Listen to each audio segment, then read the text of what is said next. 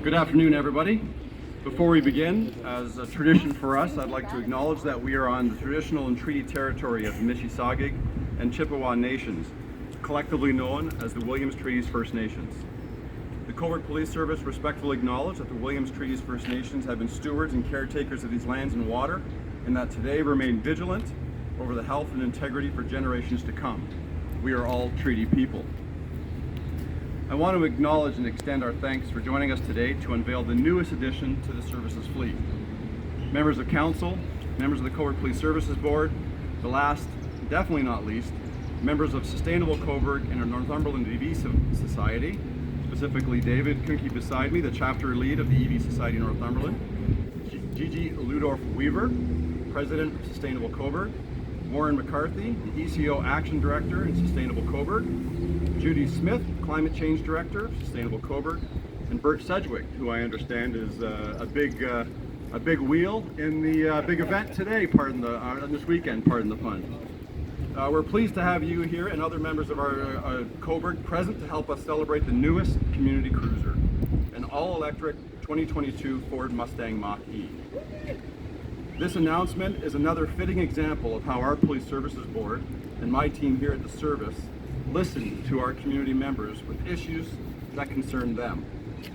In mid-2021, I had an amazing meeting with David and Warren to discuss the use of electric vehicles as frontline police vehicles.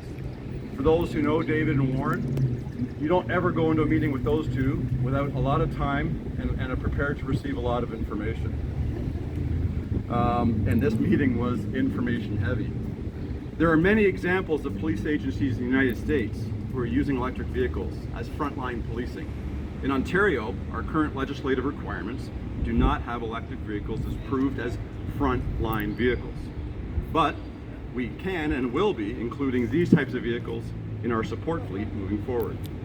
After that meeting, a report was presented to our Police Services Board in October 2021 that resulted in the approval of the purchase of this vehicle and a hybrid Ford Interceptor that will hopefully arrive soon. With the supply chain delays, it's ridiculous that we're waiting this long, but we're still waiting for that next hybrid to come. David, as I said, we know this has been a long time coming. I appreciate your patience, but we're here. Maybe I just wanted to wait for good weather. But as of today, community members will start to see the anti-bullying theme cruiser around the town of Cobourg.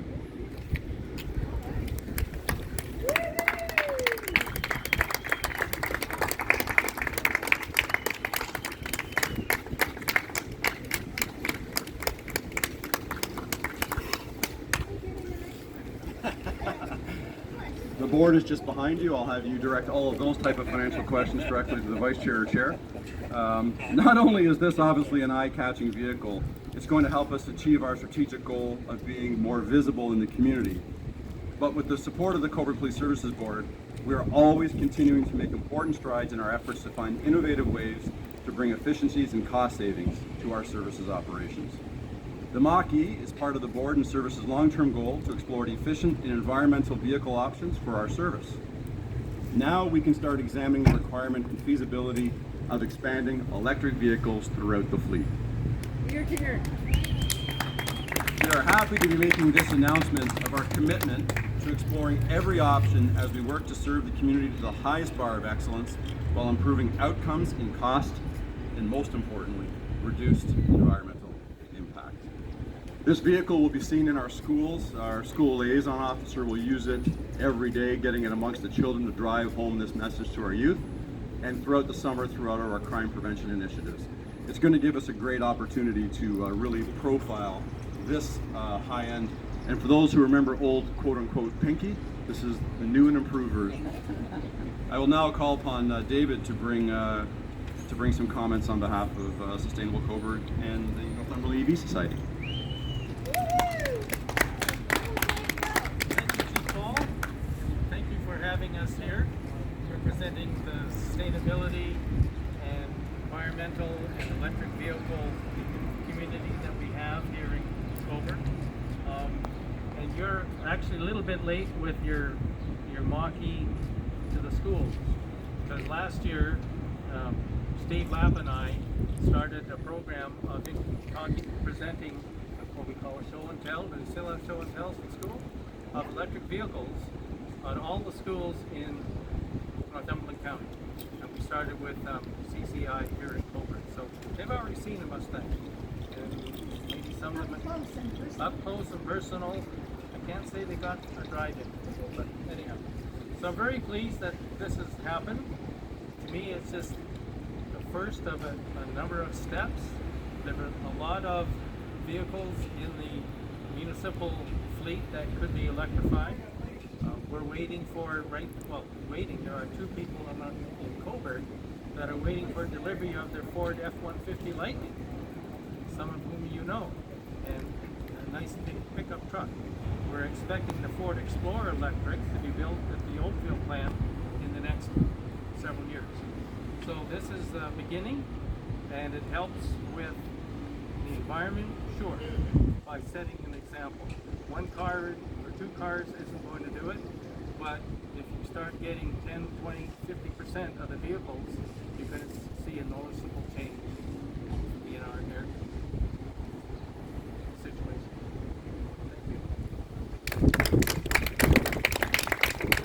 Thanks very much, David. At this particular time, there'll be lots of opportunity for anybody who wants to jump in. Can't necessarily take it for a ride. I want to thank the deputy who became the graphic designer for this. We left it with him to put together the plan with the firms and what was the name of the company again? Unique Media Solutions. Unique Media Solutions. They were the ones that came up with the designs and opportunities and options for this. So at this point, if there's some questions, I'd be happy to answer those, and if not, we'll open up the doors and let everybody take some pictures. Cost? Yeah, it is probably a bit more than the cost of a cruiser, but we'll return on investment as far as maintenance costs, fuel costs, and the like will balance itself over the life of the period. I'm not allowed to disclose particularly the cost because we are part of a purchasing co-op with policing and as a confidential source, but it is definitely more expensive than the average fleet vehicle for sure. How many officers will get a chance to test this car out, and will you keep tabs on how many of them decide to buy electric vehicles on their own? Well, I'm not allowed to keep those kind of tabs on my staff. I can ask them to volunteer. I can suggest to you that some of our staff already are driving Teslas. If you look in the back, there's probably 2 or 3 of our staff already are Tesla owners. Volt, we have it here as well. I know I have a couple of other staff members who drive Volts as well. So it's definitely growing like it is across the rest of the population, probably consistent. So the officers who will drive this, big, long, lanky Todd Long, standing there as a special constable as he moves around the town throughout the summer in his crime prevention initiatives, or Hillary Detler, who's providing us some safety that side. As they're moving around the community, the specials or our auxiliaries will be operating this vehicle at any and all of the community events that we're in. But principally, Constable Reeves, who's on holidays, who is our school response officer, you'll see her in it more often. Counselor. How much did this cost the taxpayers? Yeah, absolutely. Thanks very much for that. So as many here are aware, we are very, very fortunate, and under Director Gina Wilson's tutelage here, we have a really strong corporate services. So this costs the taxpayer, as all of our capital expenses, zero. So the revenue that we generate through our corporate services funds all of the capital requirements for our police service, as well offsets some of the operational costs of our police service. So this is a 100% tax levy neutral event.